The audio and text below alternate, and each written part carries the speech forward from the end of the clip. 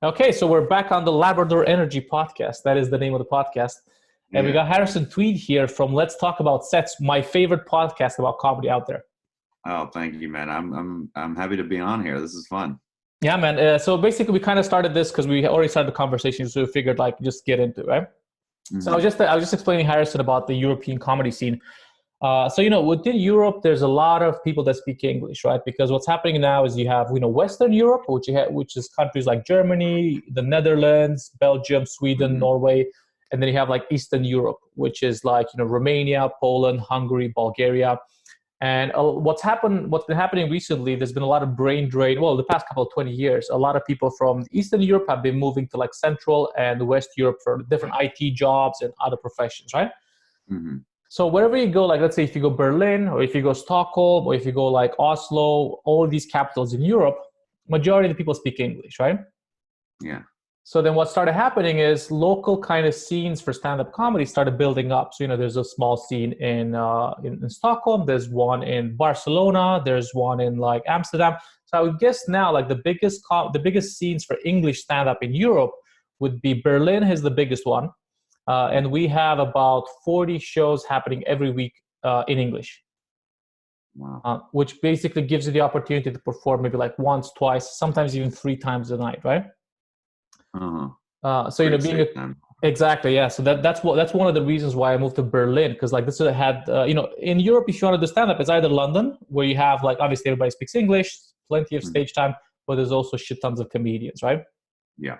But then I've noticed that Berlin, there was a lot of stage time, and everything was happening organic here because people were just setting it up. They didn't really care about the money, and there's really no form of career progression available here in terms of upwards careers mobility, right? Because we don't have any, we don't have actually any clubs per se. We just have our first club that opened up in January. It's full-time English comedy club called The Wall. And they've been running for like 2 months, and then Corona hit, right? Yeah. But the idea is everything happens very organically at like different bars, pubs, small rooms, 20, 30, up to 50 people. But Berlin has about 3 million people overall, and they're getting a lot of international people to work for tech companies, right? Yeah. So I think that's, you got all these people that are away from home. Most of us don't speak German. I personally don't speak German.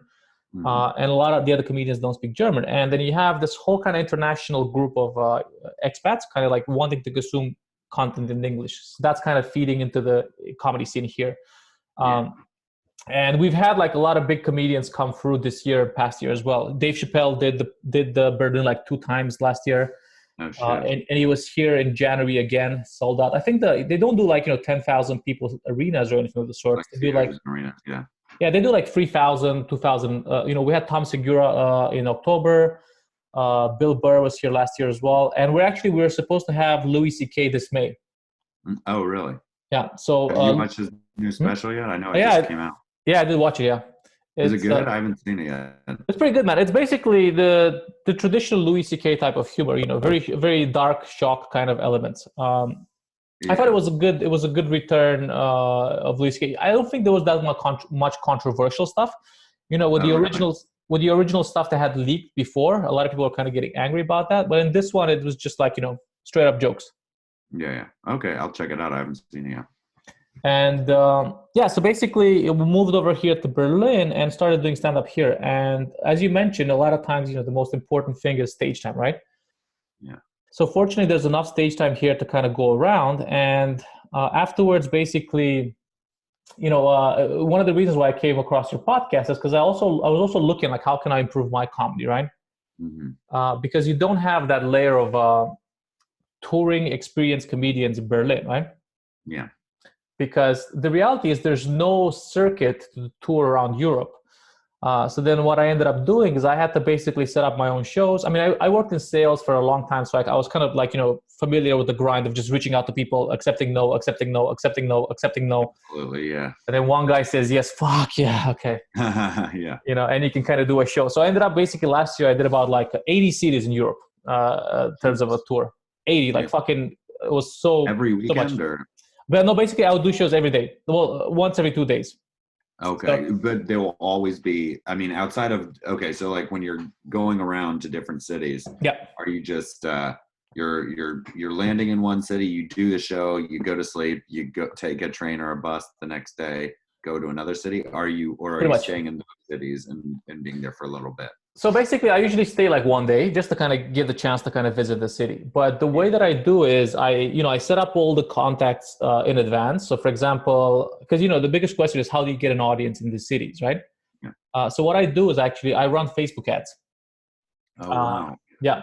So then so I have to put down some money to invest in the show. So the trick is I basically find venues that allow me to do the show for free, for no rent. So basically, they don't charge me rent for the bar or like the room, and then I don't get to, I take my own tickets. So basically, I keep the money that I spend on tickets. Cool. So So effectively, it's I not have out of the bar or anything. no. So the problem is because the thing is when you reach out to a lot of the bars in Europe and say like, hey guys, I want to do a stand up comedy show. They're like, what the fuck are you talking about? Yeah. Uh, yeah, and then basically the way that I approach them is, hey man, I know you don't have that much business on a Monday. Hmm. How about I spend money to bring people into your bar and I get to do a show, and you can keep your drinks and I keep my tickets. And so then basically that's kind of the arrangement, and it only kind of works out if I do like multiple shows, because otherwise if I wait for the weekend, let's say if I go to one place and I wait 4 days for the weekend to come, then I lose money on rent, on food, all that kind of stuff, right? Yeah. So then I have to do them like once every 2 days.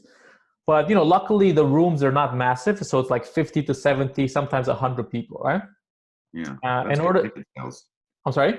That's good ticket sales on a Yeah, nightly yeah, basis. That's great. exactly. Yeah. Yeah. So then basically you still have to kind of put a bit of money into like the ads on Facebook. So I usually end up spending about like 150, 200 euros per show in terms of ads. Mhm. So that's basically euros, which is like just I guess like 230. Just add $30 to the amount. Yeah. And then you can make a bit of money off each show. You can make like 200, 250 off each show. Basically profit, which is great, right? As a Yeah. comedian, and Wonderful. nobody knows who the fuck you are. Yeah. Um, so basically, I did that, and I just kind of validated the idea that there was enough just organic interest in stand-up comedy all these places around Europe. So now basically, what we're trying to do is we're trying to like basically spin up a circuit. And we had started doing that in start of January. Basically, we're sending other comedians from the Berlin scene to these other places, right? To like Copenhagen, to like Frankfurt, to like Munich, Yeah. and other places. And it was working out well. People were coming, and the demand was there, right? And a lot of times it's because of Netflix, right? Yeah. Like, Everyone loves comedy. yeah, everybody kind of knows who Dave Chappelle is now. Everybody knows who. Surprisingly enough, the other thing to note is that a lot of times when I do these shows is I do my whole 1 hour, right? Mm-hmm. And a lot of times I don't have an opener. And basically I also have to do the tickets at the door. So I'm at the door taking tickets from people, checking the tickets, sometimes Yeah. selling them there. And I also ask people like, hey man, why'd you come to a comedy show? Yeah.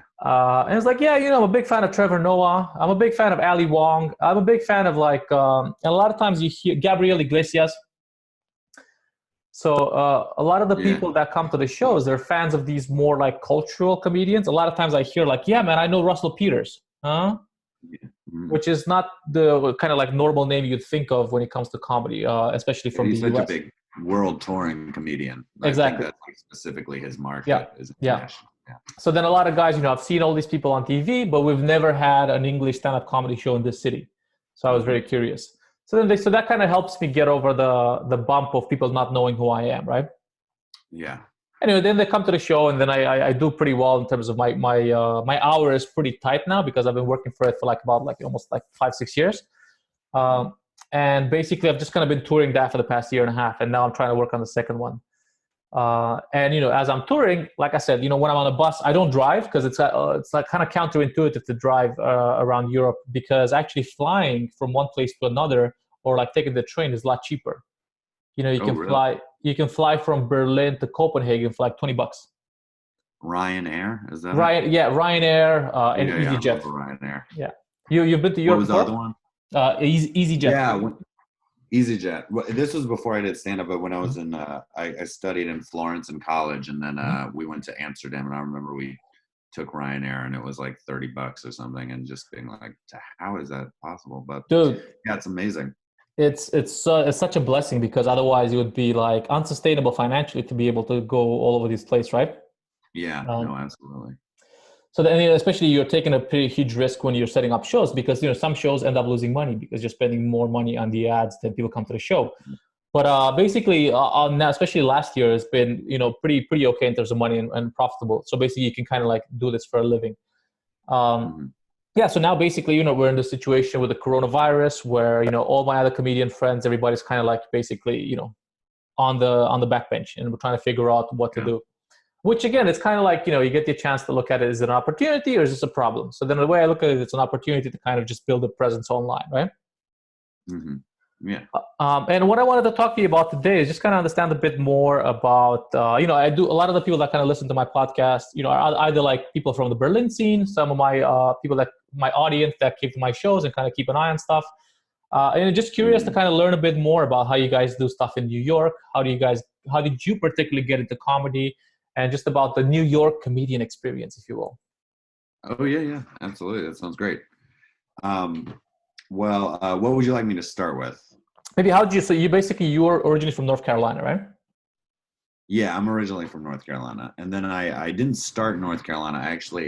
So I went to college up in upstate New York in a city called Syracuse, and so I went to Syracuse University, and then I was always really into stand-up comedy, but I couldn't really. I've heard other comics talk about this on on interviews, where it's like you just don't know how you could get started, but you just are like fascinated with the fact that comics exist. And then I remember I was on a bus going to a different part of campus, which was on the other side of the city. And we were downtown, and I remember seeing a comedy club. And I'd never seen a comedy club because there was no comedy club in the city I grew up in North Carolina. And then I thought, oh, okay, well, now I'm curious. So then I looked on the website, and then they said there was an open mic.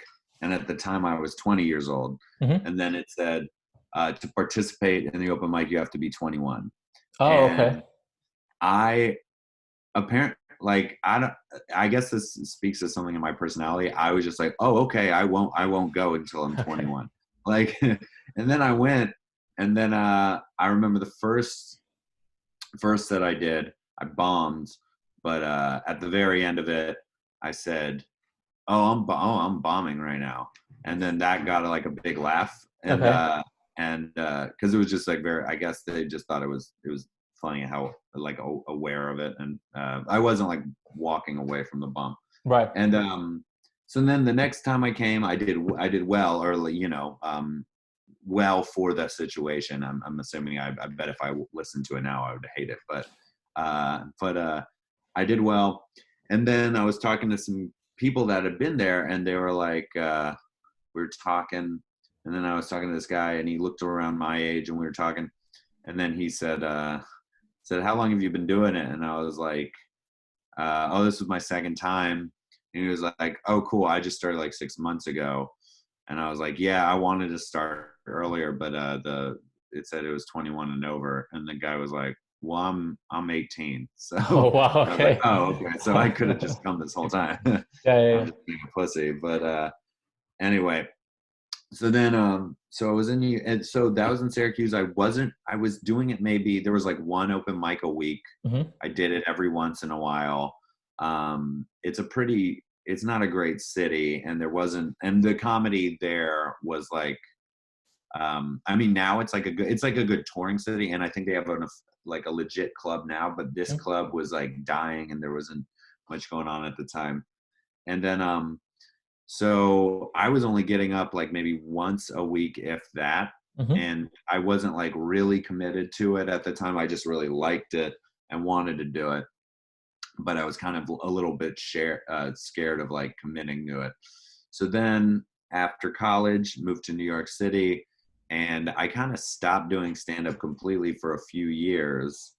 I had like it was a combination of things. It was like I went through a breakup, and I was also just like I didn't have my footing in New York, and at the time I was just not used to a city like New York.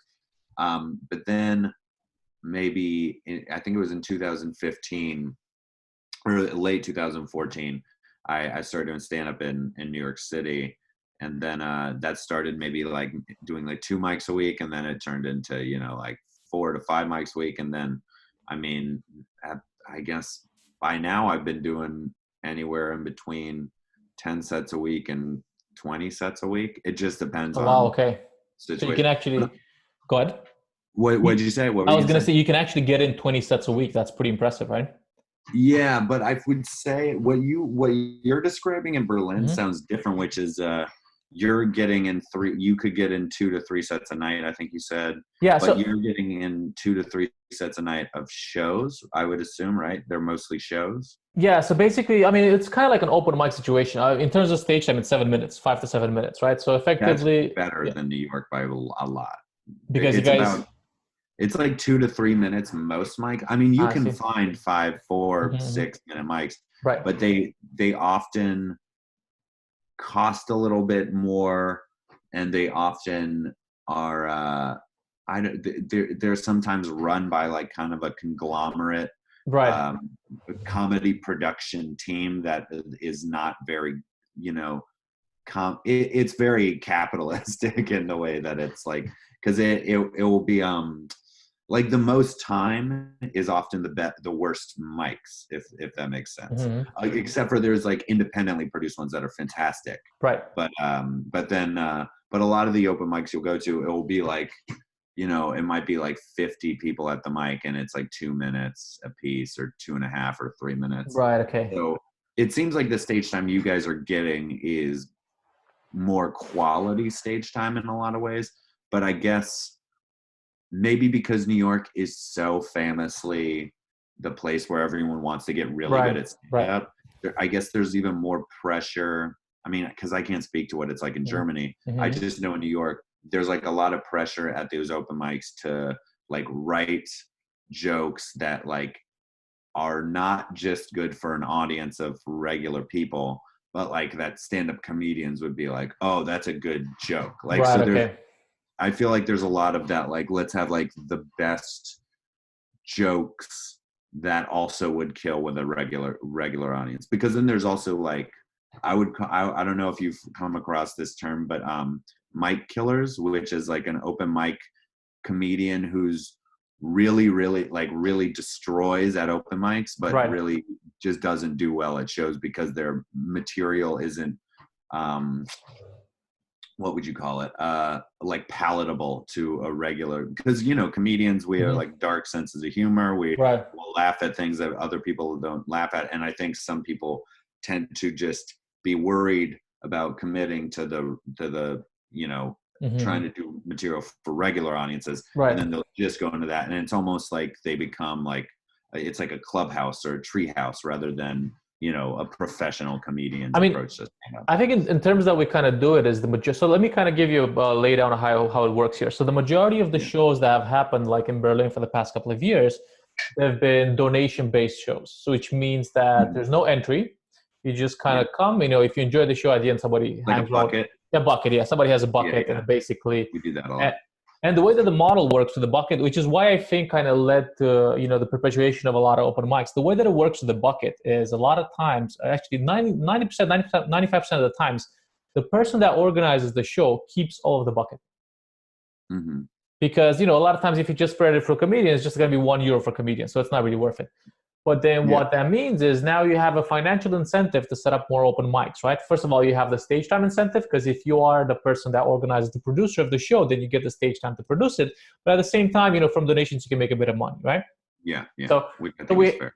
so we have like some producers that produce 2 free shows a week, right? Hmm. And they make some good money. Everybody gets stage time, because the majority of the comedians here, they also have like, you know, a job, right? A day job. Yeah, So they don't necessarily depend on the €1 from the comedy show.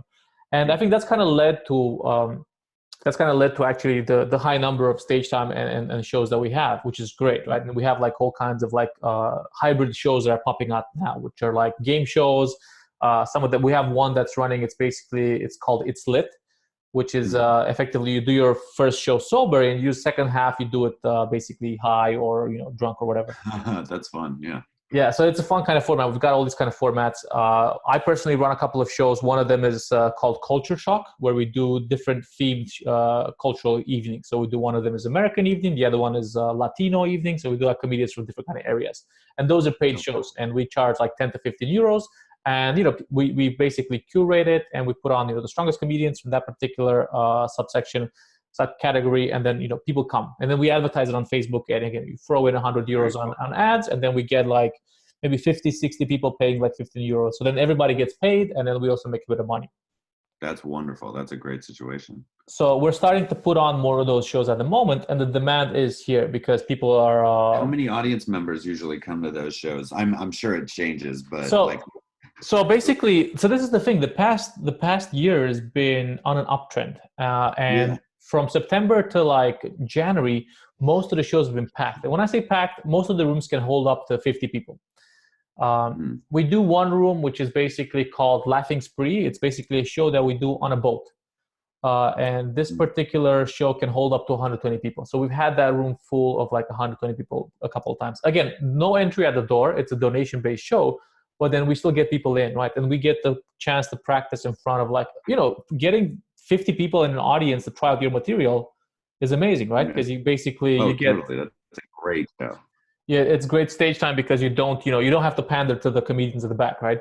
You don't have to do jokes for them. And then the other advantage I think that we have here, because I've done a couple of shows in London as well, and I think one of the issues with London is everybody's relatively British and very kind of in the culture. They're very aware of what the culture is, so you tend to have a lot of jokes that have references to the local culture, songs, music, or movies or series that I have no idea about. So sometimes, I'll go to the UK, I wouldn't get a lot of the references. But the advantage that we have, I think, in Berlin is that, you have a lot of international comedians, and the audience is also very international because, all these kind of companies, your Googles, your Facebooks, they're hiring developers from Brazil, they're hiring developers from like Mexico, they're hiring developers from like Asia, Kazakhstan, whatever, right? So then all these people from around the world, they're kind of the ones that are coming to our shows here. And then basically you have to keep your material a bit global, I guess.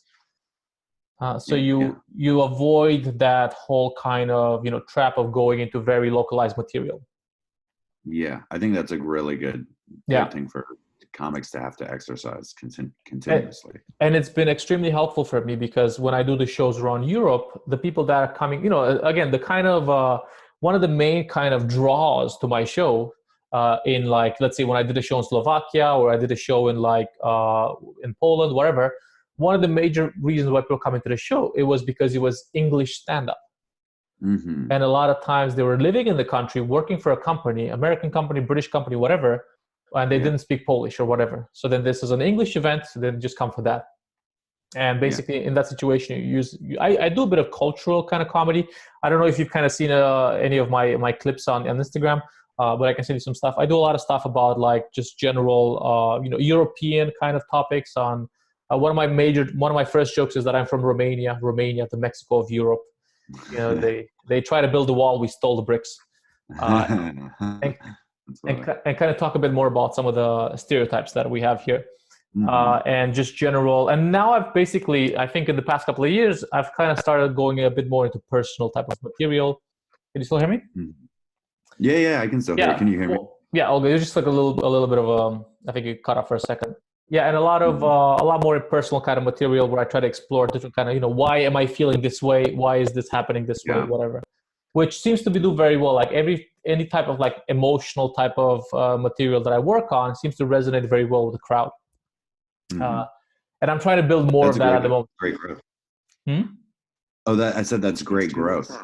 Yeah. Basically, that's the direction that I'm trying to go at the moment because I think I'm getting a bit more comfortable on stage, right? So this is where I was kind of listening to a lot of the podcasts to kind of gain a bit more just insight, right? Because you have a lot of these guys on the podcast that have done, late night TV shows that have opened. I forgot what the dude's name is. The guy that opened for Brian Regan. Oh, Steven Rogers. Yeah, that guy was pretty. Guy. Yeah, it was pretty good. And I kind of like. I do want to do a bit of clean comedy because I feel sometimes that if you go. It's just taking a higher risk. The problem for me is a lot of times when I perform my 1 hour, it's just me in the room, right? So there's like no safety net. And I feel that a lot of times if I go too vulgar, the crowd pulls back, right? Yeah. Yeah. So then I try to keep it as clean as possible, and which helped me enormously because basically in November last year I ended up opening for Jim Gaffigan across Europe in like 4 cities. Oh, great. Yeah. Oh, and you'd have to be squeaky clean for that. Yeah, exactly. So then I had to basically clean up everything. I had to bring up my family material. My mom, is on Facebook kind of stuff, that kind Yeah. of Yeah. that kind of stuff. So I think that kind of I was very Back interested. pocket. Yeah, so I was very interested in that kind of episode, particularly because trying to build more of the clean material. But yeah, and just trying to understand a bit more about like the ecosystem, because like I said, I think here we have we're in a situation in Berlin where we have the demand for stand-up, and the demand is growing. However, we lack the maybe the infrastructure from a learning perspective and from a performing perspective to kind of go to the next level. You know what I mean? Totally. To kind of learn a bit more how to kind of build material that is, just transcends a bit more, to go towards that, Chappellian or maybe like the Jim Gaffigan level of laughs per minute or that kind of stuff. So getting like the infusion from your stand-up was like, I feel like it kind of helped me develop it a bit more. Definitely. And how did you guys kind of come up with the idea of the stand-up, of the podcast, sorry? Oh, the podcast. Well, Jeff, I remember Jeff brought me in. There was an old co-host that I think he's on the bonus episodes. You can hear that guy on the bonus episodes. But they brought me in as a guest at first, and then we recorded, and it was much looser than it is now in terms of how there's like that structure that's like we play a clip, we have a theme, like every clip applies that theme, you do a bio. This was more at the time because it was yet to be released, and it was about at that time it was just kind of like play a clip you like, and then we'll play clips we like, and we'll talk about stand up. And it was like really, it was not very structured. It was loose, and which so I went and did that, and then I was like, oh, this was so much fun. And then Jeff was like, yeah, this is great. And then Sandeep was the other comic at the time. And then so then he called me one day. And he was like, hey, so like Sandeep was his roommate as well. And he was like, Sandeep's going to move like over here. He's moving. And he also has his own business. He's like a comic, but he's like a psychiatrist. Right. He was like, he doesn't think he'll be able to apply himself to the podcast quite as much as we'd hope. So I was just wondering if you'd like to be the host or the co-host with me. And so I was like, yeah, of course. It was awesome. I had a great time. I think this could be really, really fun. And then I feel like every episode we've learned more and more. Like we probably recorded 3 episodes initially together as host and co-host that never got released because they just, or maybe no, probably like 1 or 2, but because we were like, there needs to be something. And Jeff was the more spearheaded this, which was Jeff was like, there needs to be, since we're not famous, we need to have something that is like like a very like well packaged product, right? Because we can't just like be like what's we're starting from scratch for the most part in terms of fan base. So that's when one of our comics, Drew Morgan, came in. He's the first episode, and Drew Morgan came in. He was like, I wanted to talk about openers today, like opening material, opening jokes. And we were like, oh, that's interesting. Maybe we should just make a theme every episode. So we recorded that episode. And then Usama's episode, Usama Siddiqui, I don't know if you've heard that episode. Yeah, I'm familiar. I actually followed him on Instagram. Thanks to your podcast. I've kind of followed him up. I know he was on the was he on the Montreal JFL like the New Faces? Yeah. Yeah, he was on New Faces. Yeah. He's a very funny guy. But we had recorded his episode, and I think on the episode we call it Drive, like the theme is Drive. Right. Because we talked about him starting comedy and like how much, how tenacious he was.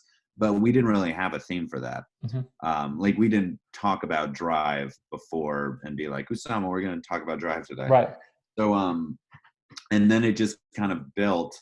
And then we started to find out our strengths as interviewers. Like Jeff is very focused. He's very on task, and I'm much more flowy and all over the place. So I kind of and also I've realized or we've realized Jeff is like incredibly good at identifying like the definition of what someone is doing as a stand-up. It's right. Like what you're doing is like A, B, and C.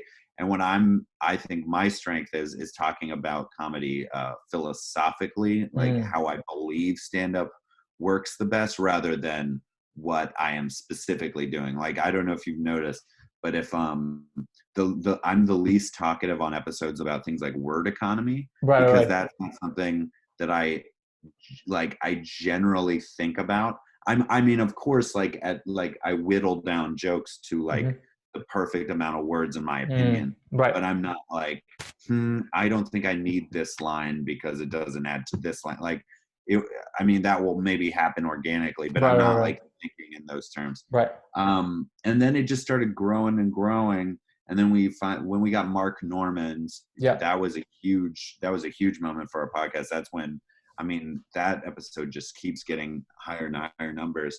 And that kind of, I mean, we had great guests with TV credits before, but he was the first one that people like really wanted to hear from. Right. And so that led to people like Roy Wood Jr. and, you know, Jackie Cation and all these people that are like veteran stand-ups.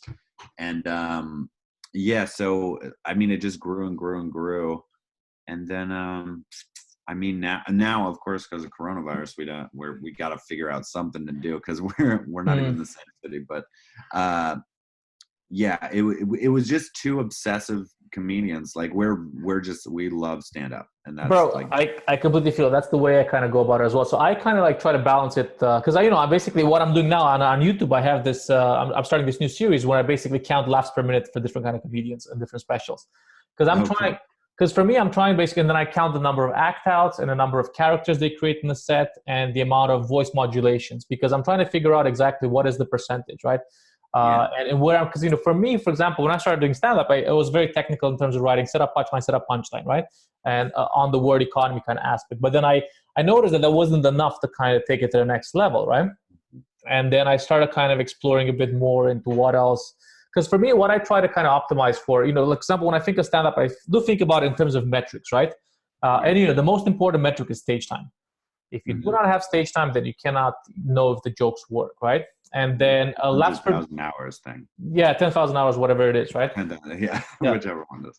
But and I have actually tracked down my stage time very religiously in a spreadsheet, right? Because I got to make sure, and that's one of the reasons why I decided to kind of move to Berlin, because before in the country where I was in, I was only getting about like 35 minutes of stand-up a month, right? I was living in Estonia before, where they have like a local scene, but it was much smaller. And I was like, fuck, how am I going to get 10,000 hours by 35 minutes a month, right? Yeah. And then I moved over here to Berlin, and I started counting more, and I started getting more and more hours per month, right? So like, for example, I think one of my highest, because I count the minutes, one of the months with my highest amount of minutes was about like, maybe like 1,000 minutes. It was like about like, I did stand up like 20 hours, something, 25 hours in a month, basically actually on stage. So I was like, okay, this is how I get better, by being on the stage and doing my 1 hour, right? Yeah. Because originally I had tried to reach out to different kind of clubs or different kind of local promoters to, hey man, I want to come and do an hour. And obviously the answer would be like, what the fuck are you, right? And then you reach that wall, but then I saw like, fuck, I'm just going to set up by myself. And then I tried in a couple of places. It worked. People came out, fuck it. Go on, right?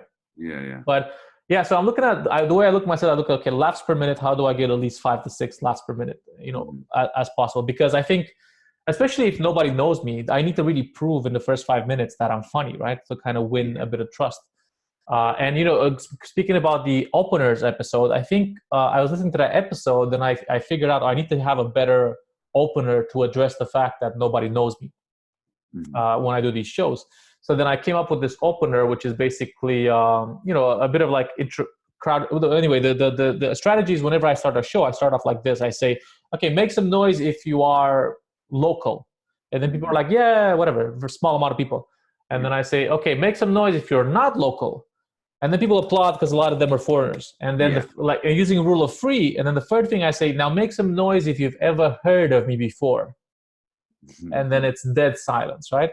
Yeah. So you have the contrast from make some noise if you're, foreign or whatever. Then they make a lot of noise. And then when I say make some noise if you're ever heard of me, completely dead silence. That's actually generates laughter afterwards, because they're like, yeah. They were like, okay, who the fuck's this guy? So like he knows that we don't know him. Addressing that situation. Yeah, being self-aware on stage is really, especially early. Yeah, because then they're like, oh, okay, this guy knows, he can laugh at himself. Yeah, and he's being okay. Yeah.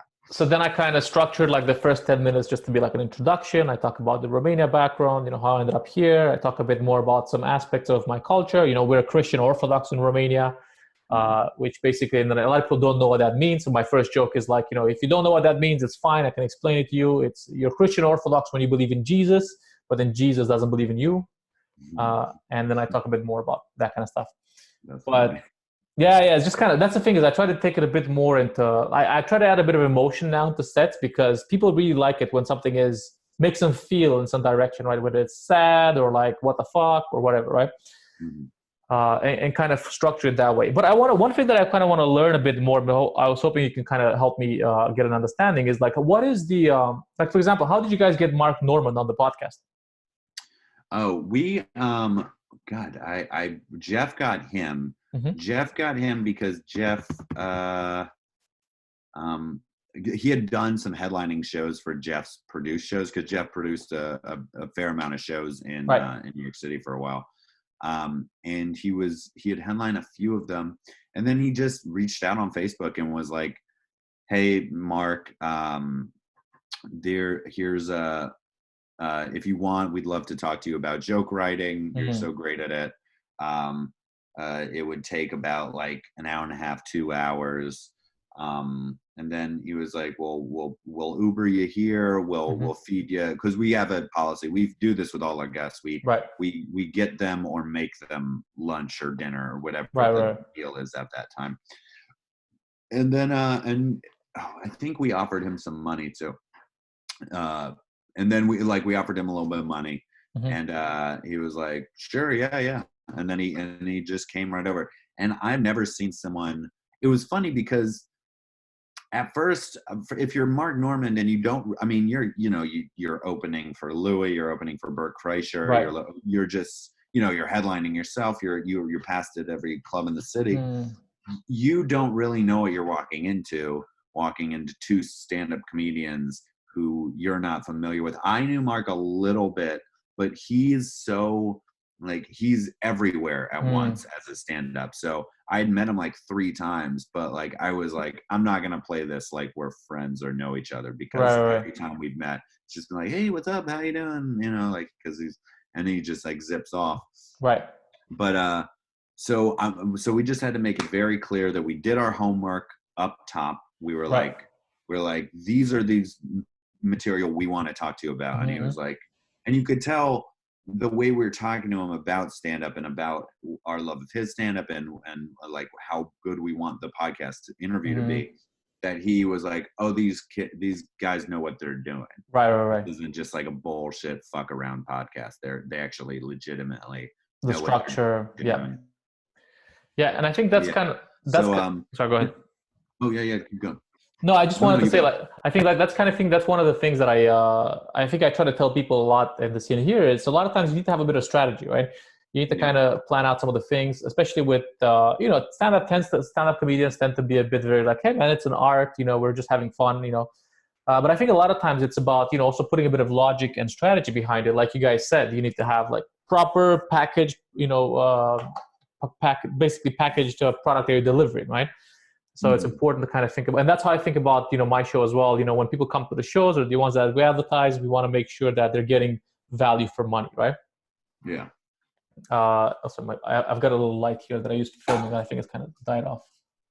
Anyway, carry on. So basically, the other thing I want to ask you guys, What is kind of like the hierarchy in like the New York comedy scene? Because you mentioned that, you bumped into Mark Norman, for example, at a couple of the shows. Like you have to pass some of the clubs. Like we don't have that situation where you have to pass clubs here because there's no clubs, right? Yeah. So it's kind of like everything is like very informal. But I'd be very curious to learn a bit more about what the structure is, in terms of, my knowledge of the scene is basically kind of what I've seen around. I've seen some of the Andrew Schultz vlogs. What they do there. So I'd love to learn how, let's say, if someone comes into the scene in New York, let's say, if I were to move there tomorrow, what would be kind of the approach to getting into some of the shows? What kind of shows are there available?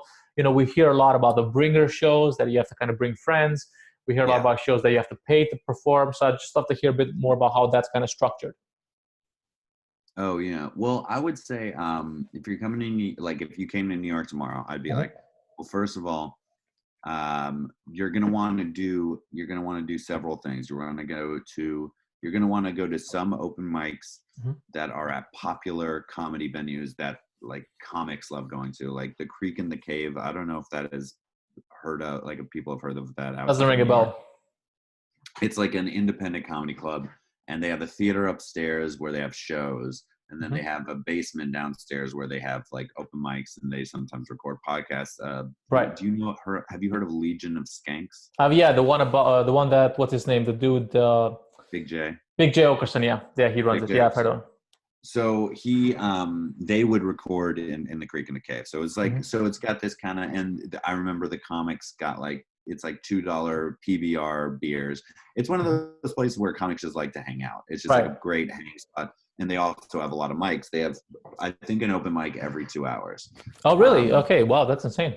It's great. Yeah, but these are what I was saying again. These are like the 2 to 3, maybe 4 minutes, but very, very not many 4-minute mics. So you were gonna want to go. Oh, sorry. How long does one of these mics last? Like if you have, let's say, you get 2 to 3 minutes. How many comedians do you get on, and how long does it go on for?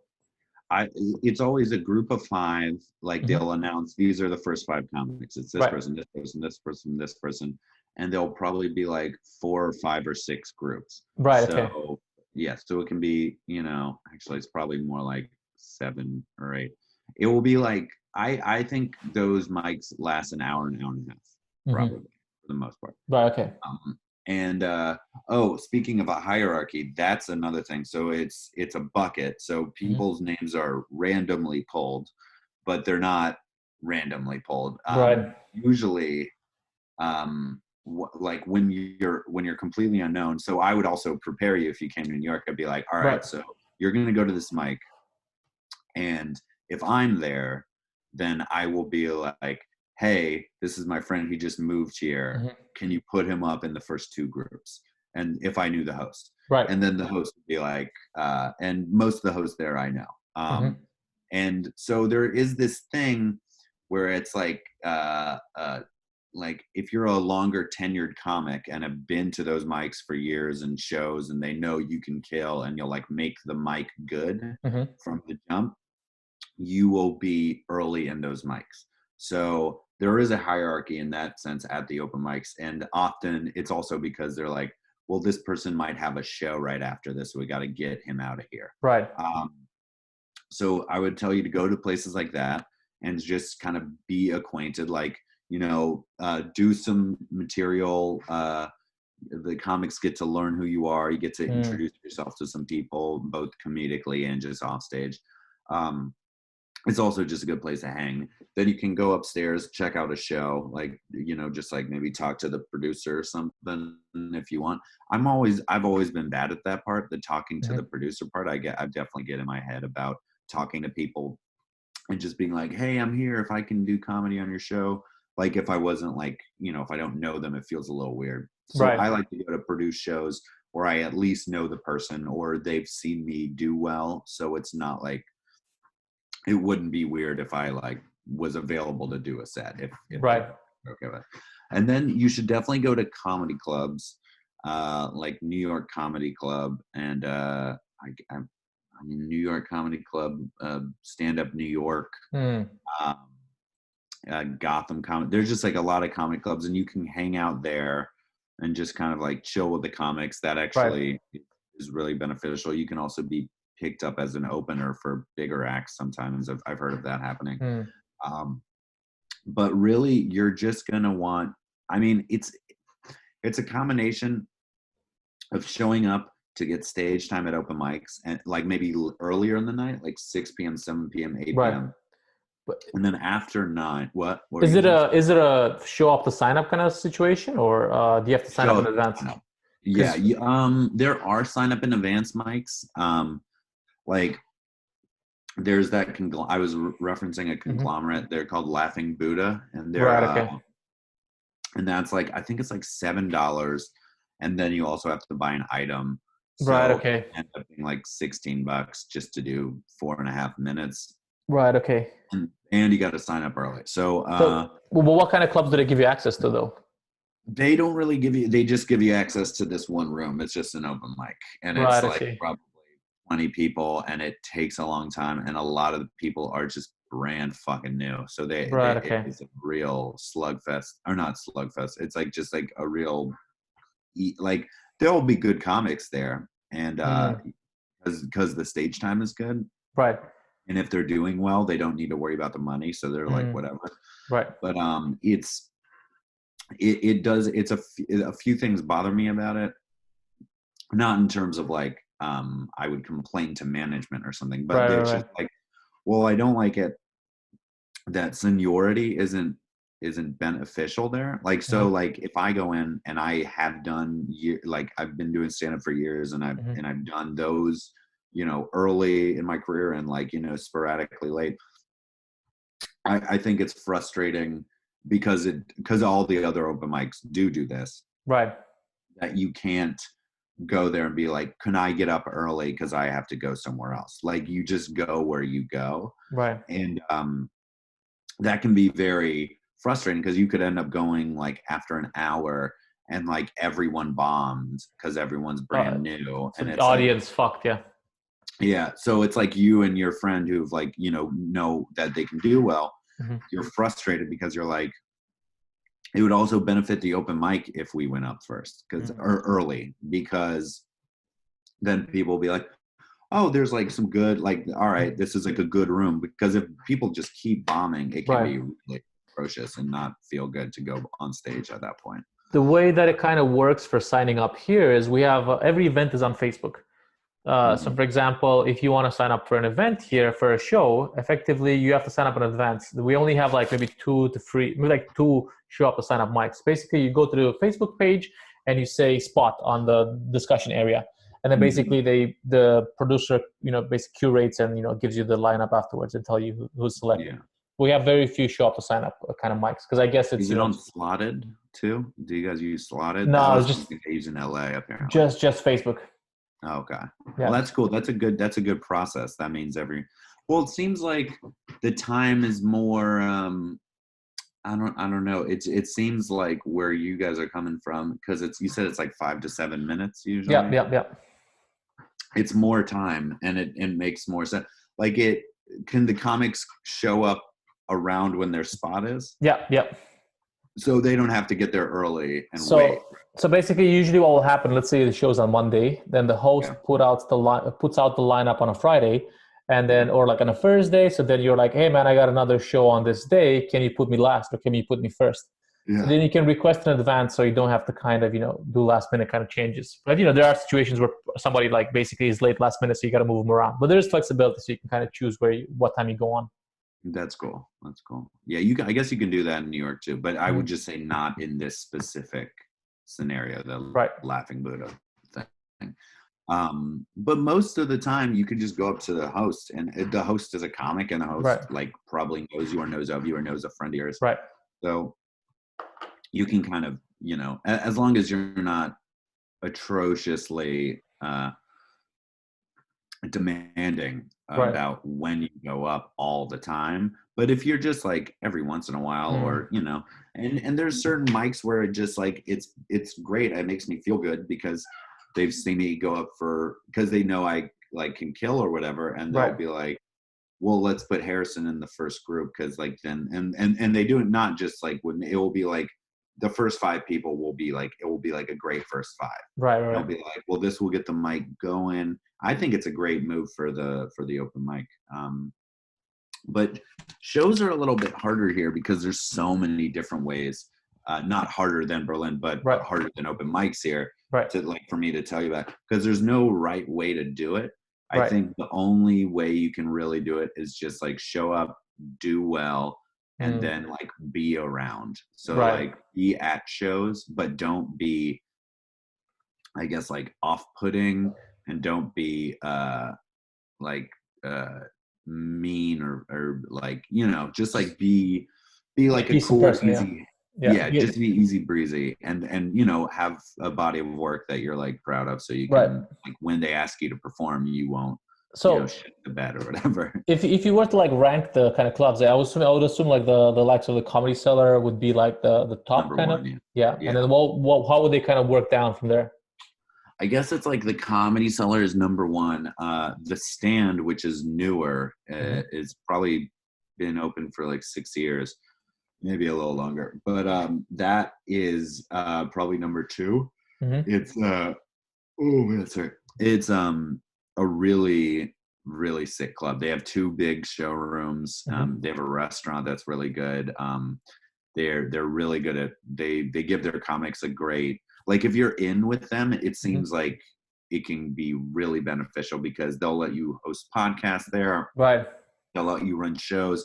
They give you like 80% of the door, you Oh, know, wow. of the ticket sales. They give like, I don't quote me on that. I might be like 70 or something, but Right, it's right. good. It's definitely good. And it's just like a great group of people running it. So that's number two. That doesn't have as much prestige as the Cellar. And also I would argue it is not quite as, like the talent isn't quite there. Also, I mean, honestly, if I were to, like the Cellar is the thing that, I know that if you're just passed to the Comedy Cellar, it doesn't make your career, like Right. specifically, it doesn't just make it, you're not done. But it's the thing that would, like, in my mind, and I'm sure this is naive, but I'm like, oh, if I was passed at the Cellar, I would be okay with like anything else, like what, however else my comedy career was going. If I were just opening for other people, if I were like, you know, middling, if you know, whatever, as long as I got to do the Cellar like at a pretty consistent base, that would be like that's like my biggest drive as a stand-up, I would say. It's just there's just something about it, and you know, there's so much lure around it, and like all these comics are always popping in there. And I feel like that kind of happens at the Stand, but the comics aren't like gonna hang out. They're just like, oh, this is cool, all right, bye. But and then there's Stand Up New York, which is all right, but I honestly think a lot of comedy in New York is shifting outside, not I would say it's like the Stand, like, okay, Comedy Cellar, the Stand, Stand Up New York, Gotham Comedy Club, and New York Comedy Club are like the five legitimate, like very good, like you could go there and you'll just see amazing headliners all night. Right. But then there's also tons of comics that are making their careers outside of the club system a lot of time. Like for the most part, there's places like in Brooklyn called like Union Hall, which is I don't know if you saw the movie Sleepwalk with Me. Have you seen that? I don't think I've seen it. It's a Mike Birbiglia's movie, but okay. He like works there as a comic and as a waiter in the movie. But it's like it's become a big club in its own. It's not really a club. It's more of like an indie venue. Like there's like one woman shows, one man shows, okay. musical guests, stuff more like of that. Alternative kind of stuff. Totally. There's a lot of great alternative venues. The comedy at the Knit. There's a place called the Knitting Factory, which is in Williamsburg, Brooklyn. And every Sunday, it's like one of the best nights in comedy. And it's just great comics. And they're you know, you'll see like Kyle Kinane, and then you'll see like a local girl. And then it's just fantastic. And they have like an intermission, which is not typical in New York. I don't know what it's like in Europe. I've heard in Britain that happens a lot. Like people will have intermissions in their shows. Yeah, we do have like a break. Like sometimes it's usually 45 minutes the first half, and then you take a 15-minute, 20-minute break. And then the second half is like 45 minutes, 50 minutes. And a lot of times the break is just for the people to get more alcohol from the bar. Yeah. That's Because, that. See, that doesn't happen here. It's just people get up and leave oh, and really? go to the bar. Yeah, it's all and yeah. So there's a lot of different. I think that's why I love New York is because every room is completely Mm. different too. So what Like, about, sorry, oh, sorry. what about the Go likes ahead. of Caroline's? Oh, Caroline's. I forgot about Caroline's. Mhm. Caroline's is more of a showcase club. So Right. you like that. I mean, you can get past that. I honestly wish I knew more about the club system. And I know that you Mhm. audition and then it's like a bringer audition. And then Right. um, How does that work in Carol- terms of like passing these club Carolines, the Cellar? Do they have like a, every Friday at 2 p.m. we do auditions, or how does that work? no, it's pretty like, well, the comic strip, which I think might be closing, but that's like a big, that's where like Sandler and Chris Rock Right. and Eddie Murphy and them. So they started.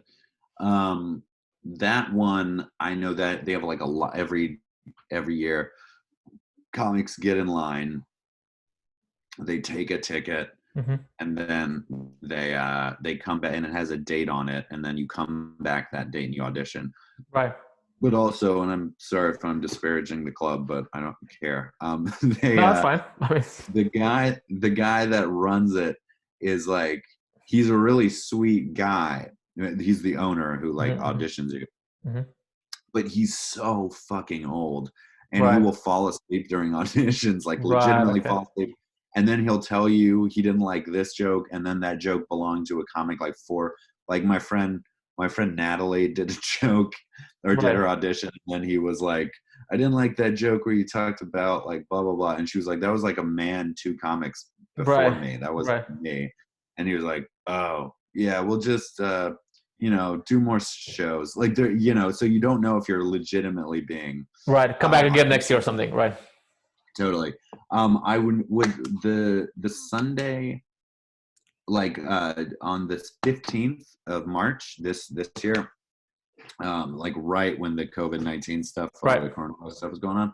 I was supposed to do my first spot at Caroline's, and it was like going to be a showcase show. Hmm. It was like me, my friend Randall Otis, who's like a Daily Show writer, and he's just like a great comic. He has a great Twitter and Instagram and Right. stuff. We were supposed to do the show, and I got that spot because I gave my tape to the assistant of the booker, who knows me, and was like, send me your tape and I'll get you on a show at Caroline's. Right. But I think there could be something where, like, say I like killed, like it got canceled because of coronavirus and stuff. Right. Well, sorry But to hear that, man. oh, it's okay. But they rescheduled us. But I Hmm. mean, who knows when that will be? Right. Um, but I remember. Oh, but I was like, I don't know how this is gonna go, because like, what if I kill? Hmm. Does that mean, and someone that books the show, like the booker sees it, will he be like, you should do more shows here? Right. Or is there like another step that I don't know about? It's kind of hard to gauge. And honestly, I feel like the best thing you can do is just be really, really just be well respected by the comedians in New York Right. City, because they'll help you with things, and they'll be like say you're like, let's go to the Comedy Cellar and like eat, like get a beer like above the cellar, like at Right. the Olive Tree Cafe or whatever it's called. And then you're just hanging out with all these comics. Then they'll be like, what's your name? And it'll be like, Harrison. Oh yeah, Harrison's funny. He's hilarious. Right. Right. Blah blah blah. We just did a show. Blah blah blah.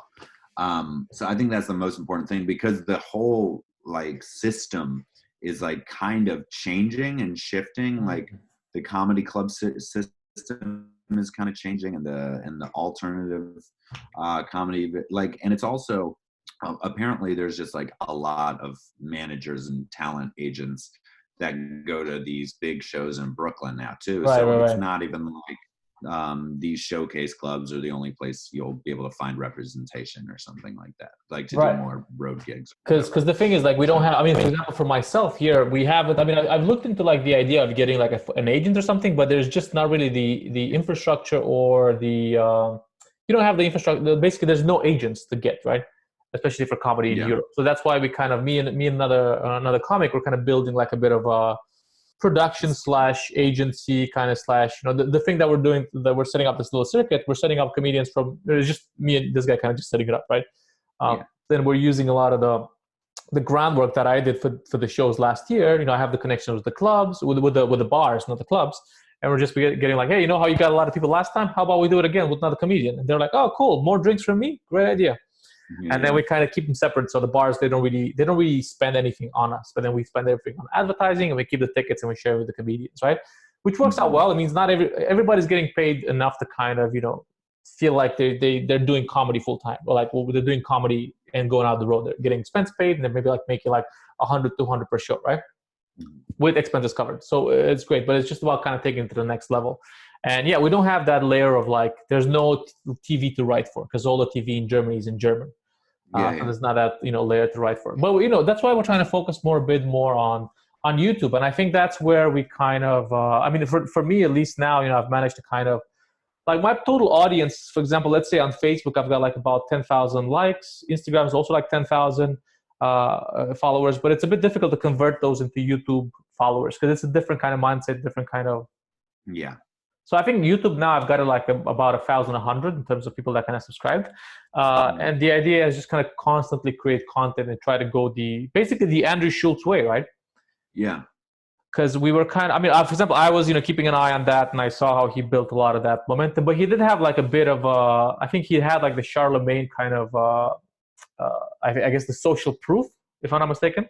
Yeah. Well, wait, because of the YouTube comment, the stand-up? Shit. My light just went. Can you still see me? Okay, I can still see you, yeah. Yeah, I had some of these lights that I was filming like a video, and then they just ran out of battery.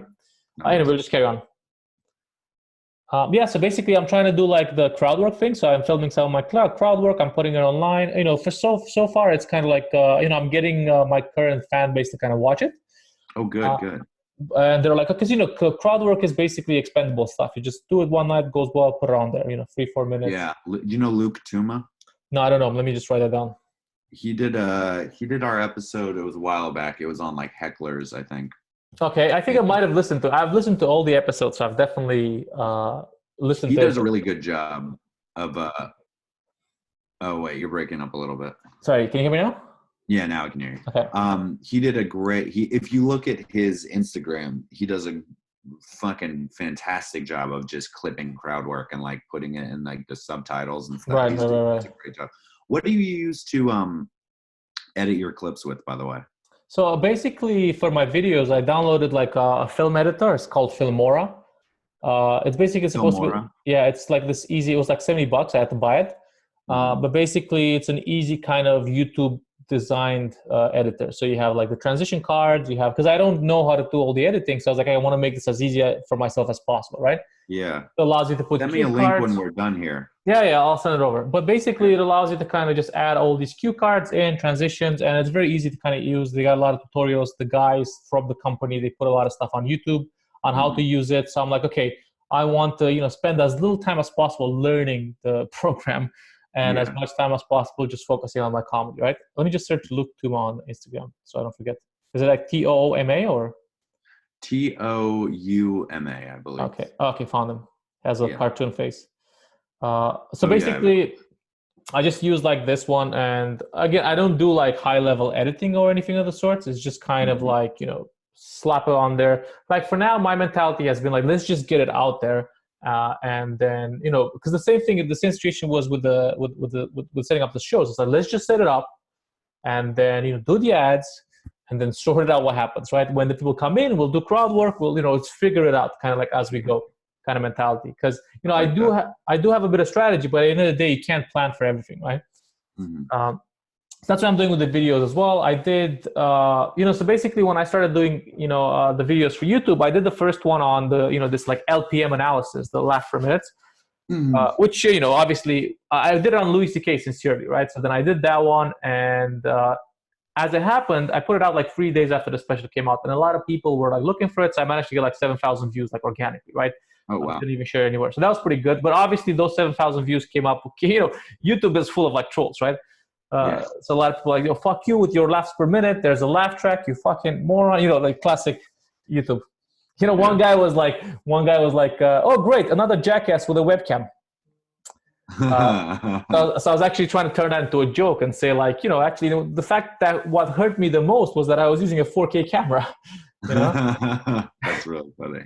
Yeah, so I was thinking of turning that into a joke and kind of like, so basically my ability to edit, turns 4K into webcam. Oh yeah, YouTube comments are really prime for funny comedy material. Yeah, I remember one time I got roasted, and when I was like 23, I did this series for this company called Howcast, and it was like they were like kissing tutorials. It was like me and another comic like did like riffed, and then it was so stupid. I'm so embarrassed, but we oh god, but one time I got roasted by a girl, and the girl, she didn't even write any jokes. She just like kind of introed the fact that those videos existed, and then she just read each comment online, and they murdered because they were so ridiculous. But yeah, so that was funny. So, but anyway, the idea is just get stuff out there and kind of see what happens and play with it. So yeah, because the biggest challenge is like, let's say even if the material is good, if nobody knows about it, then what the fuck. Totally. So I'm trying to get more I was spending a bit of time trying to strategize how to get my material out there. I've been posting it in subreddits. I've been trying to post it in like Facebook groups, and it's been working out well. I've posted in a couple of subreddits, and the response has been very good. What subreddits are you using, by the way? I just started with Reddit this week. So there's two stand-ups for the subreddits for comedy. One of them is stand-up comedy, the other one is stand-up. And most of it is filled by people that have no idea what stand-up is. It's just like a lot of experts. You know what I mean? Yeah. It's a lot of these kind of experts. So what I ended up doing is basically the strategy that I took for sharing my content, and it worked out really well because by doing this, I ended up getting like another 4,000 subscribers to my YouTube, right? Oh, wonderful. So then what I did, I posted it in, let's say, Europe. The European Union has about 28 countries, right? Mm-hmm. So I went into each kind of subreddit per country, like Romania, Bulgaria, France, whatever. And I said, hey guys, I'm thinking of doing a show in, Paris. Do you think this material would translate well to, Parisian people? Would people get it in this country? So then I kind of used that as a bit of a strategy to place my comedy there, right? Mm-hmm. So then, obviously people kind of like they jump in. They're like, oh yeah, this is pretty funny. For sure. Yeah, I'm also racist against Romanians, that kind of stuff. Yeah. So then I managed to get followers off that because you can't really, a lot of these subreddits, they're against blatant, self-promotion. Mm-hmm. So you have to do it in a bit of a smarter way. So I did it that way. That worked out really well. But obviously I can't do it every month, right? Like, oh, aren't you that guy from last month? Yeah. How many upvotes are your clips getting generally? It depends on. Let me just tell you. I just put something up on a couple of them now. I can just tell you real time. I just uploaded a bit of mine to Albania subreddit. I'll tell you what. You uploaded it to an Albanian subreddit? Yeah. That's funny. Yeah. Because people speak English, and if they're on Reddit, they speak English, right? A lot of people in these countries they do. Speak English. So I'll tell you how much. Okay, I go into the chat accidentally. I'll tell you how much overall there is. Basically, I put it in the Serbian subreddit, and I got like 37 upvotes in the past 2 hours. Mm-hmm. So that went pretty well. That is good, yeah. Yeah, but I think one of the biggest ones I got was the Sweden one, where I got about I think it was something really kind of good, along like 270 or something.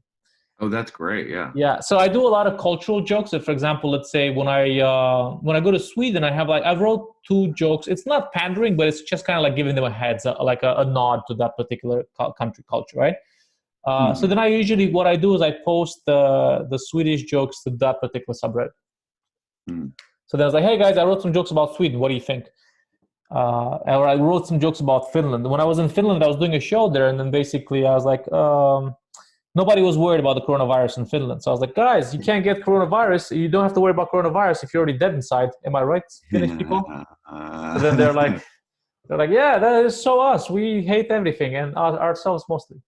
That's really funny. Yeah, so they're kind of like, everybody has, especially in the Nordic countries, everybody's like, we have a very good economy, but we still hate ourselves. So what can we do?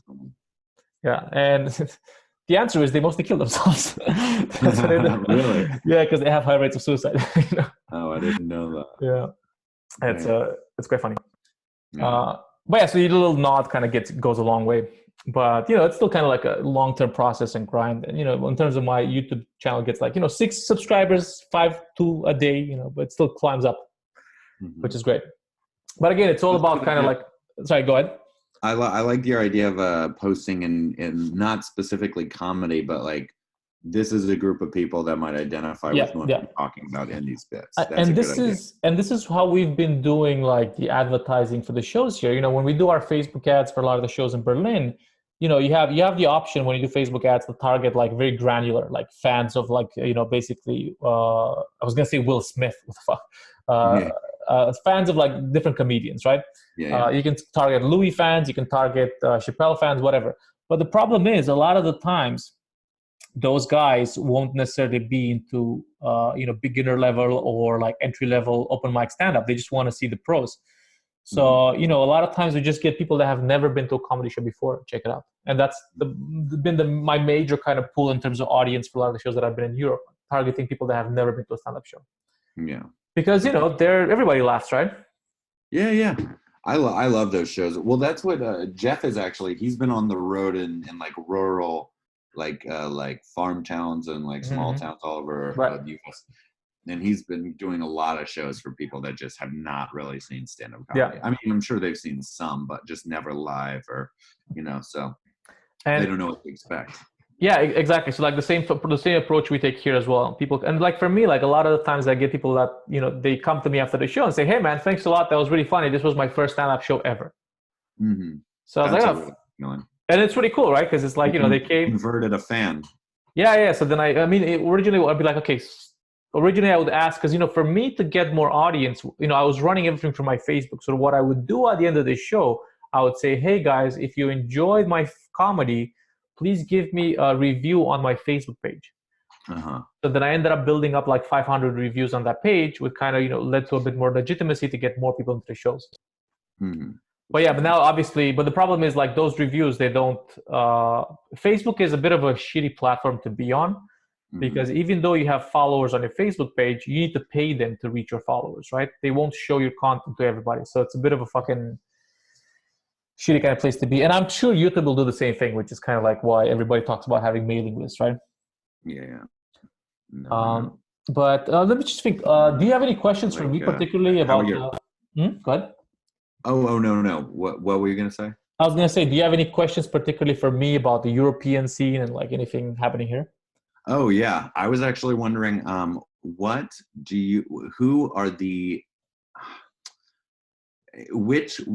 comedians do you notice the most influence on stand-ups in Europe? Do you know what I mean?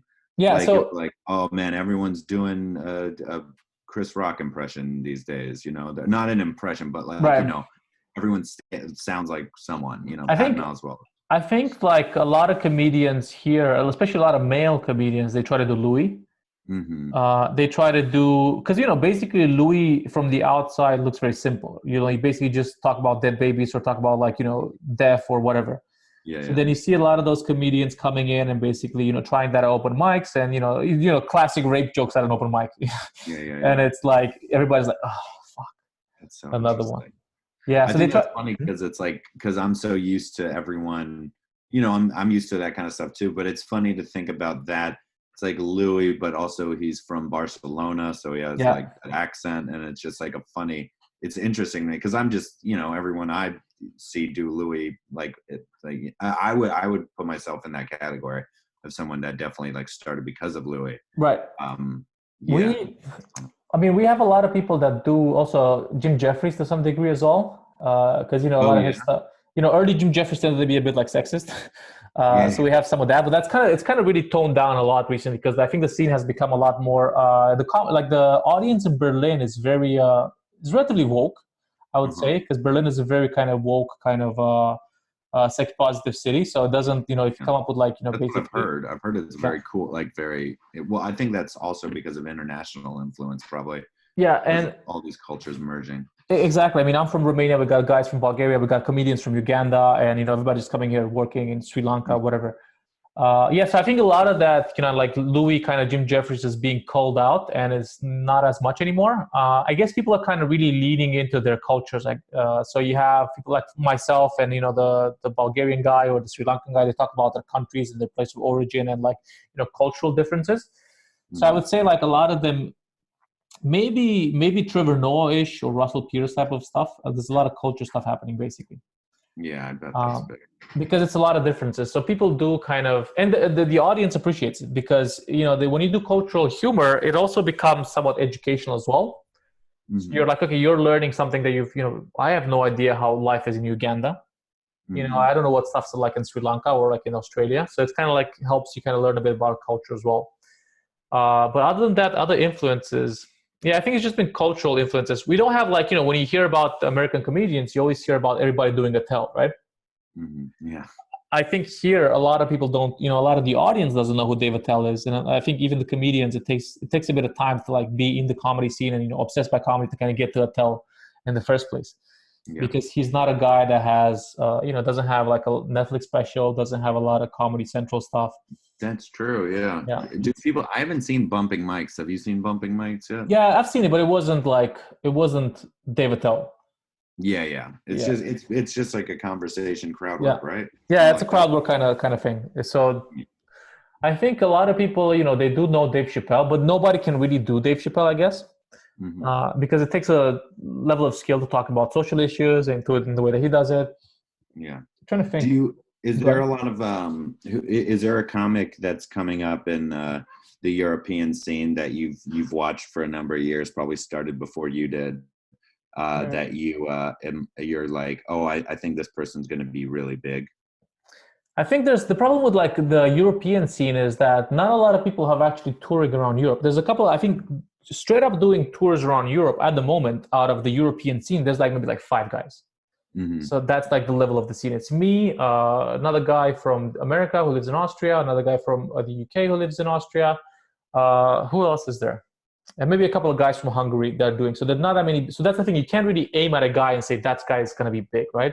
Mm-hmm. I mean, in that case, I would aim at myself. I'm like, I'm going to go big, go hard. Yeah. But there's not that many. And there's a couple of them from the UK, but they just dip their toes in like Switzerland mostly because Switzerland has a bit of a established kind of scene because there's so much money in Switzerland.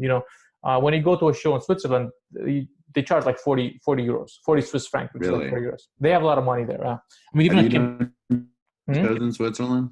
I've done like one, but the problem is I've done one in Lausanne, which is like a smaller city. But the problem with Switzerland is I can't find free venues. And for my business model, I need a venue to allow me to use the space for free. Whereas every time I try to get like, even 100 people, or like 50 people, they charge me like 400 euros or 500 euros, which is just not going to work out. Yeah. So then I actually prefer to do places like Latvia, which, believe it or not, like Latvia has been one of my and Estonia have been some of my most profitable shows. Really? Because, it's insane because, I charge like 10 euros per ticket, but I managed to sell. I did like 2 days there. I did 3 shows. I did one at 7 p.m., one at 9 p.m., and the next day at basically 7 p.m. So I did 3 shows overall, almost like 200 people. So then the cost of doing ads there was cheaper, and there's a lot of offshoring to basically a lot of tech companies are offshoring to Eastern European countries. Mm-hmm. So then people speak English, but obviously there's not a lot of comedians going there. And when I opened for Jim Gaffigan, coincidentally, we did Riga in Latvia, and that was the biggest show he did in Europe. It was 1,000 people. Really? Yeah, and we went to even Poland, which is just significantly a bigger country. We only did like a 700 people room. So this is basically, it was just like my first time doing such a big room, right? Mm-hmm. But yeah, Latvia, Estonia, and Finland, those kind of countries going up towards the north, they have a very high level of English fluency. And then we came back and we did Austria. Austria is about 600 people. But again, Jim Gaffigan as well doesn't have as large of a name in Europe as he has in the US, right? I would assume, yeah. Yeah, so it's a lot of basically American expats. Yeah. I would assume because he is such an American style of stand-up in terms of what he's talking about. It's like McDonald's is weird, Hot Pockets. Like exactly. Very American food groups. Yeah. So very interesting. When he kind of did this last hour he did now for Europe, it was a lot of I think a third of it was cultural stuff about Europe. Mm-hmm. It was like, I went to Barcelona, and Barcelona people, I buy, just food in Barcelona. Yeah. And then I went to Russia. Oh my God, Russians and saunas, and then like I went to Germany, Germans and Hitler, hey, Yeah. and like the kind of jokes that he does. So I think a lot of the comedians are trying to do more international audience as well. I think just because they like traveling. And it's also cool to do, be an international touring comedian. We had, who did we have here? So we had Jim Jeffries that came here in January. Then there was Tom Segura. Bert Kreischer did not come. But, Dave Chappelle, Bill Burr was here last year. Who else was? We had, what's his name? Aziz Ansari. And Eric Andre. Oh, Eric Andre is really funny. He's so crazy. Yeah, so he came through. So basically, all these big names coming through, right? Mm-hmm. Because there is the demand. That is great. That's awesome. Yeah, and we're just trying to build up the scene one day at a time. So we're just slowly the circuit stuff. Now that everything's been shut down, we're just gonna have to focus on the online format and see how that goes. Yeah. But we did have, who did we have from New York? So me and my kind of partner, we run this kind of like our brand name is Propaganda Comedy. And basically we set up a couple of small shows for some New York comedians. One of them was Andy Haynes. Oh, he's so great. He's very funny. So we did a small show for him. We helped him produce it. It wasn't too big. Basically, I think he was just coming through, and we did like a 50 people room. And the other guy that we helped produce the show for was Ian Fidance. Ian Fidance? Ian Fidance. I like that guy. Yeah. Funny. Yeah. So he's a wild dude. Yeah, so it was right. I mean, I wasn't here for the show, but basically from what because I was touring around. So my partner that is basically based out of Berlin, he was, he's got like a wife and a kid, and he can't travel as much. But he was helping set up a lot of the stuff from here. So we got some interest, like inbound interest from like the States, which is pretty cool. So if you guys ever if you ever find yourself coming through here. I was just gonna say once all this COVID-19 stuff calms down, maybe I'll do a trip out to Europe and pop around, and I'll hit you up and we'll do man. It's definitely it's definitely on the rise. It's on the uptick. I really think that this is gonna be because if you think about Europe in terms of the demography now, everybody that's 18 at the moment, like in terms of English fluency, the majority, I was looking at the statistic, like over 50% of the, 60% of the 18-year-olds speak English fluently. So I think really it's going to pop quite aggressively in the next 10 to 20 years. Growing and growing. Yeah, so that's the thing, is trying to catch that, exponential growth and be like the comedian from this area when that happens. That's really cool. Yeah, and and one of the advantages, because a lot of people ask me like, why didn't you not go to London and try this? London is so packed as well. There's so many comedians. There's so little space to breathe. One of the things that a lot of my friends in the UK tell me, there's this whole hierarchy, right? You have to be in the scene for like 3, 4, 5 years so people know you before you can even get to the big clubs. Yeah, which might be something that you see in the US as well, if I'm not mistaken. Yeah, I guess so. Yeah. Yeah. But I guess here you don't really have to kind of deal with that because it's a clean slate, but then you can't really blow up because there's nothing to blow you up. There's no. Yeah. You can become incredibly profitable, it seems like. Yeah, if you manage to scale. See, this is the thing that we're trying to do now. We're trying to scale to bigger rooms because there is a demand. But the problem is once you kind of go beyond, when you have to start paying for the room, now we're not paying for the rooms, which just means it works out financially, right? But once you have to start paying for a 200-person, 300-person room, you have to pay like $1,000 up front, right? Mm-hmm. So then it's not about it's just you have to be okay with taking a bigger risk financially. Because let's say you're paying $1,000 for the room, then you most likely have to put like $1,000 in the ads. So, and if you're charging a higher price point for the ticket, then if it doesn't work out, what do you do, right? Yeah. But the idea is you just have to go in it with the idea it's gonna work out. Yeah. And I think that's kind of where we're at the moment. Man, I think I've kept it for about an hour and a half. I think it's okay to kind of. It's been an hour and a half. Wow. Yeah, man. If you have any other questions, let me know. I mean, I'm happy to kind of do another round once you're back in New York, or if you have any kind of questions for me, whenever, if you ever want to come this way, just hit me up. I'm more than happy to help you out. Dude, I'd love to. That sounds fun. And if you come to New York, hit me up and I'll take you around. Yeah, I'll look into it. I was in New York about 2 years ago. Basically, I was just traveling. So my tourist visa for the US is still valid in 2024. Okay. So I definitely want to come through and just about like getting some savings up and kind of, making sure I want to come in. Like my plan was to come through and tried out the scene for about a month. Mm-hmm. So initially I kind of wanted to do it this September, but I think it's going to be a bit more difficult to do it now. So my plan is probably going to be, I think the shows are probably only going to. Can you hear me? Yeah, that was weird. My clock just told me it was 2 or something. I think the shows are only going to restart here realistically in July or August. Okay. So I think I'm going to have to, September to December is really like high season for comedy here. So I have to hit that one strong. And then maybe next year, 2021, I'll try to hit it up and come by. But in the meantime, I'll just focus on like building my YouTube audience, building my kind of like my presence online. And then I do want to kind of, just come in like, just try out my skills and see how I kind of compare to the scene there, right? Yeah, it's good. It will be and I would say, a month will probably be good, but you should maybe 2 months. Mm-hmm. Yeah, I think the longer you stay, because it would really help you. I feel like the longer you stay here, the more you could take from it. So. Yeah, and then we can go from there. And man, I really kind of encourage you guys to do some episodes online. I think people would definitely consume the fuck out of them now, right? Because there's so little, so many people staying at home and looking for quality entertainment. And I've just been like, devouring podcasts the past couple of days. And if you guys can kind of get more out there, super cool. Yeah. We'll try to figure something out.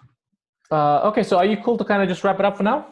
Yeah, man. Well, thank you so much for having me on, man. No, I really appreciate you taking the time. And once again, I'm really thankful for you guys putting in the time and recording those podcast episodes, because they've been so helpful for me and like a lot of the comedians in the European scene. Just in terms of like, there's no really any manual to kind of go, in terms of stand-up. Yeah, there really is. From stand-up comedians that are actually in the scene, right? So, I did kind of like, I don't know if I was telling a friend of mine that when compared to good ones, I actually prefer Let's Talk About Sets, because it's closer. That's our competition. Yeah, because it's closer to my level as a comedian, right? The guys on good ones, they get people like, Gary Goldman, which I love, by the way, and some of these like massively touring comedians, but they don't have the same problems as I have, right? Yeah, absolutely. Where I'm figuring out the craft. So I think that's kind of one of the things I really appreciate it. And I've been recommending it to everybody, by the way. Well, thank you so much. I appreciate that. I would Venmo you guys, but we don't have Venmo here. Oh yeah, that's okay. Don't worry.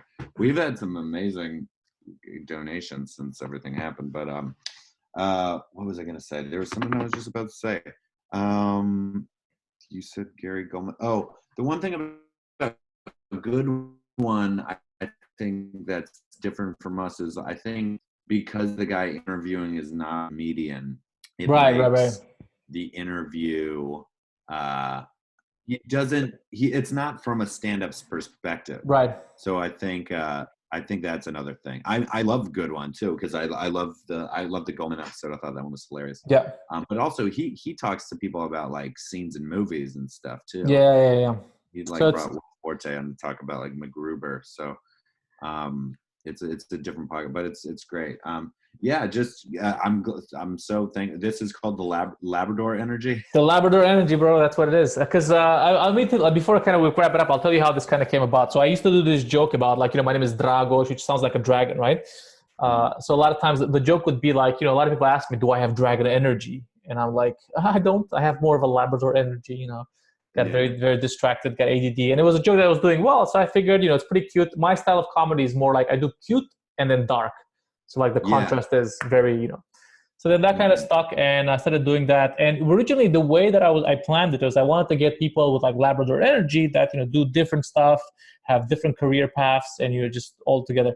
And what I used to do, and maybe you guys can do this in New York as well, I used to do Airbnb experiences for like some extra income, right? I don't know if you're familiar with that. No. So Airbnb has this system where basically for tourists that are visiting a city, you can basically put together an experience and you can charge them, right? So basically, whether it's I used to do experience where I would take people to comedy shows. I would write jokes with them. The people come from Berlin, they pay you $20. You sit down with them, you do stuff, right? You get a whole group, you make $100 an hour, right?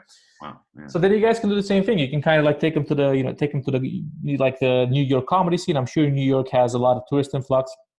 Make a little bit extra capital. So just check out Airbnb experiences. And what I had originally done is I set up this podcast to get guests. I was getting guests from Airbnb. So then it was like guest co-host podcast with a comedian in Berlin was the name of the experience. So then I would charge, €1 because that was the minimum that they would allow you. But effectively, it was a way for me to get people to kind of come on my podcast, right?